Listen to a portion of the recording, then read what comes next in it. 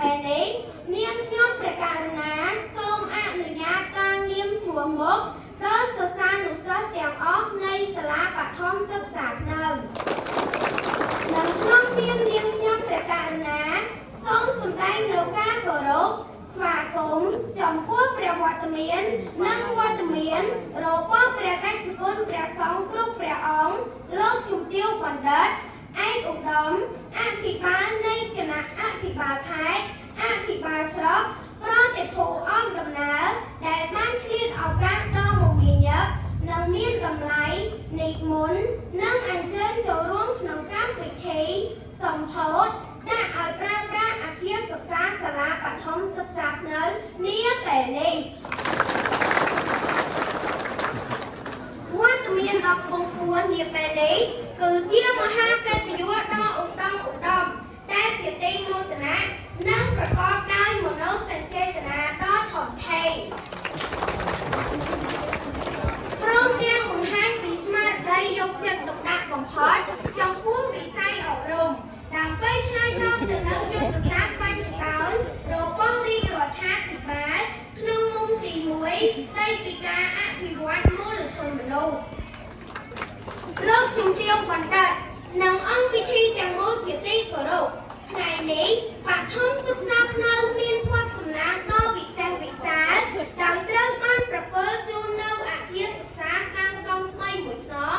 ជួសជុល4ខ្នងដ៏ស្រស់ស្អាតដែលជាប្រវត្តិសាស្ត្រគ្រឹះស្ថានសិក្សានេះមិនដែលធ្លាប់មានកន្លងមកនោះឡើយ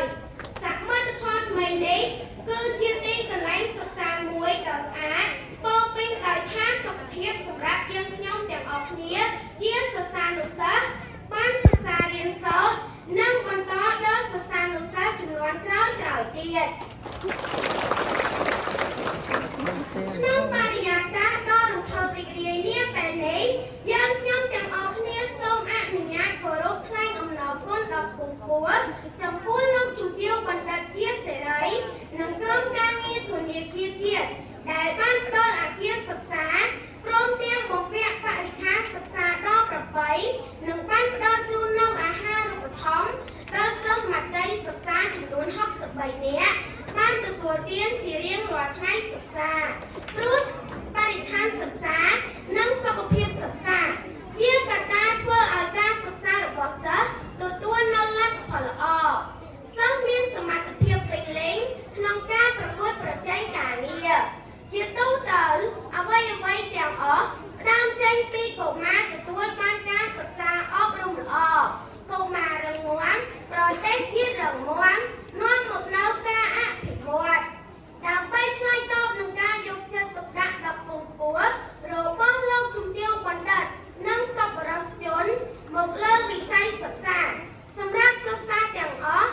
នៅសាលាបឋមសិក្សានៅនាពេលនេះ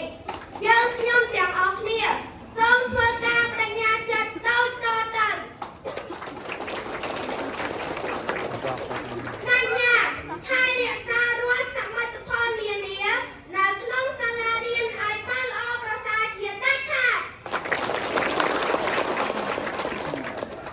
បញ្ញាប្រកាន់ខ្ជាប់នូវស្មារតីយកចិត្តទុកដាក់ក្នុងការសិក្សារៀនសូត្រឲ្យបានល្អប្រសើរបញ្ញាធ្វើខ្លួនជាកូនល្អសិស្សល្អមិត្តល្អពលរដ្ឋល្អជាដាច់ខាតជ័យយោព្រះរាជាណាចក្រកម្ពុជា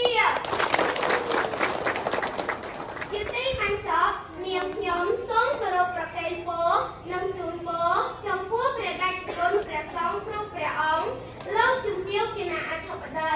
និងអង្គពិធីទាំងមូលសូមប្រកបដោយពុទ្ធពរ4ប្រការគឺអាយុវណ្ណៈសុខៈពលៈនិងសម្រេចបានជោគជ័យក្នុងភារកិច្ចសូមអរព្រះគុណនិងសូមអរគុណទៅមុខអ្នកពេលដៃអ្នកពេលដៃឲ្យរួនអរគុណចំពោះមួយស្រី8ដែលមានសេចក្តីក្លាហានតំណាងឲ្យកូនមួយសិស្សសាស្ត្រសម្ដែងនៅសេចក្តី